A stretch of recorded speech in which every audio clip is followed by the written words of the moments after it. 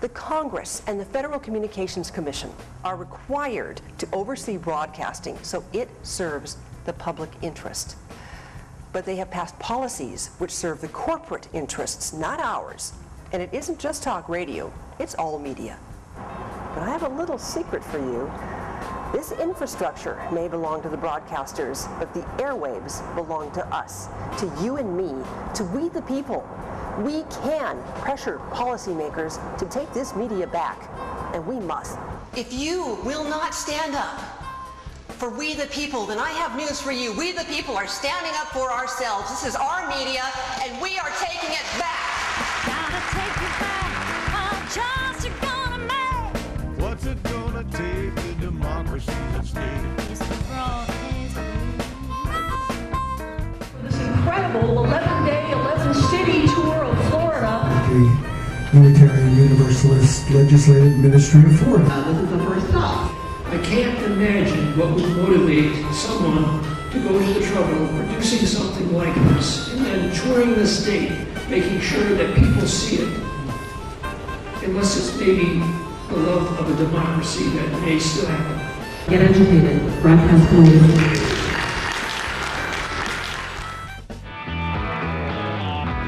The rules had changed.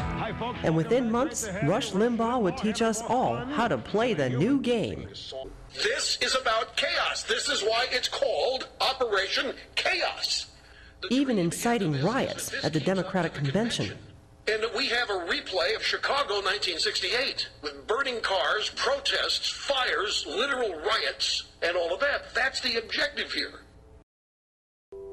It took an act of Congress to put Rush Limbaugh on all over the country, but the Republican-led 104th Congress did it. It completely changed media ownership rules, and Bill Clinton signed it into law. The 1996 Telecommunications Act suddenly allowed big companies like Clear Channel to own 1,200 stations nationwide and program them with conservative talk radio. That's why so many voters set the bar so low. They can't ask you to put things on the air, broadcast to the public over the public airwaves that are untrue, that are unsubstantiated or flat out untrue. And that's also what they were asking us to do. But Jane Acree won her case. Because she threatened to disclose to the Federal Communications Commission under oath the broadcast of a false, distorted, or slanted news report. Yes. Fox appealed the jury's decision. Their attorneys argued there is no law against news distortion. You haven't found a statute, you haven't found a rule, you haven't found regulations. What we're doing is importing into that the news distortion policy. And it went to the Second District Court of Appeals in Florida, and they bought the Fox argument that yes, it is a policy of the FCC, but it's not technically against any law, rule, or regulation to distort the news. What they're saying is the news really belongs to the corporation that's putting it out, and that it's not against the law to lie to the public. It's an FCC rule, but it's not against the law. Where does that leave us as people who are served by the broadcast airwaves? Fox 13 Vice President and General Manager Bob Linger says the station has been completely vindicated by the ruling. Acree and Wilson ended up paying Fox attorney fees. Broadcasters can neglect the public in other ways. Take the case of Entercom's radio station in Sacramento, KDND, who sponsored a water drinking contest. How much water do you think you can drink before you have to wee? Oh, dude. Can't you get water poisoning and, like, die? Those people that are drinking all that water can get sick and possibly die from water intoxication. Yeah, we're aware of that. They sign releases, so we're not responsible. Hey, Carter, is anybody dying in there? We got a guy that's just about to die. Oh, good. Make sure you sign that we laugh at that. Yeah. Make sure he signs the release. Get the insurance on that, please. Oh my gosh, look at her belly. Are you pregnant? Come on over, Jennifer. You okay? You want to lay down? What do you? She can't even walk. You gonna pass out right now? Too much water. My head hurts. Oh. They keep telling me that it's the water. This is what it feels like when you're drowning. Just hours later, Jennifer Strange died.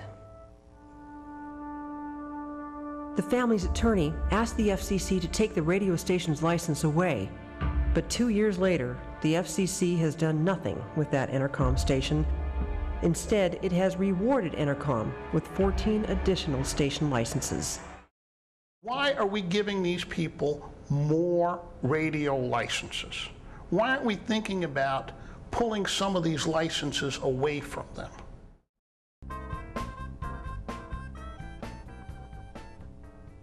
If you're interested in healthcare and you're interested in environment and you want that to be your #1 issue, fine. But a piece of advice from me is to make media reform your #2 issue, because you're not going to get anywhere on #1 until you do something on the media reform.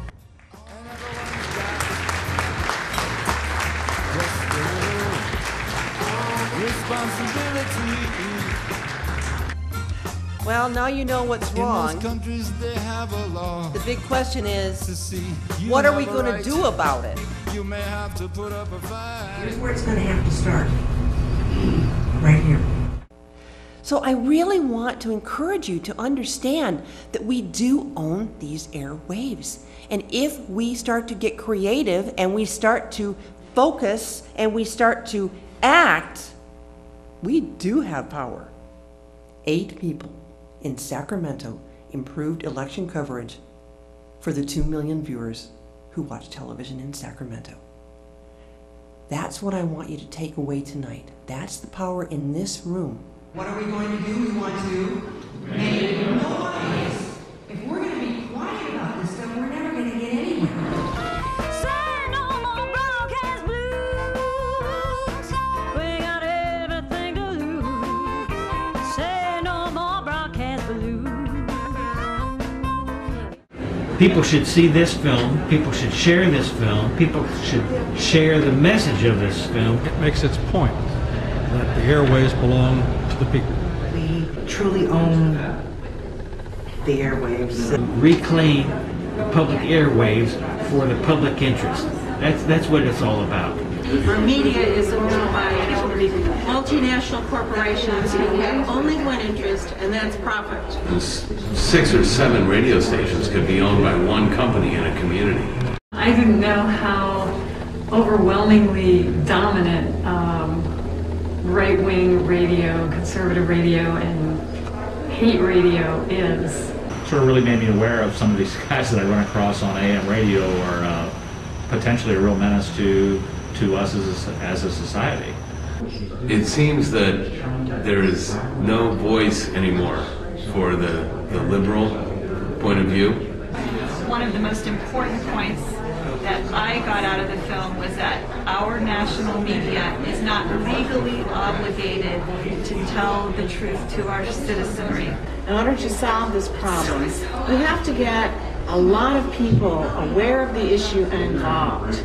Legislation that requires our national media to tell the truth to the public.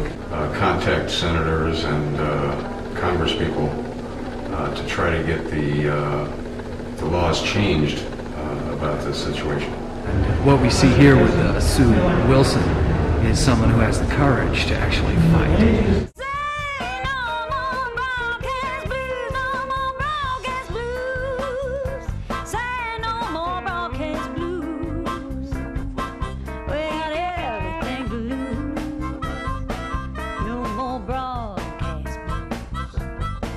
We got everything to lose.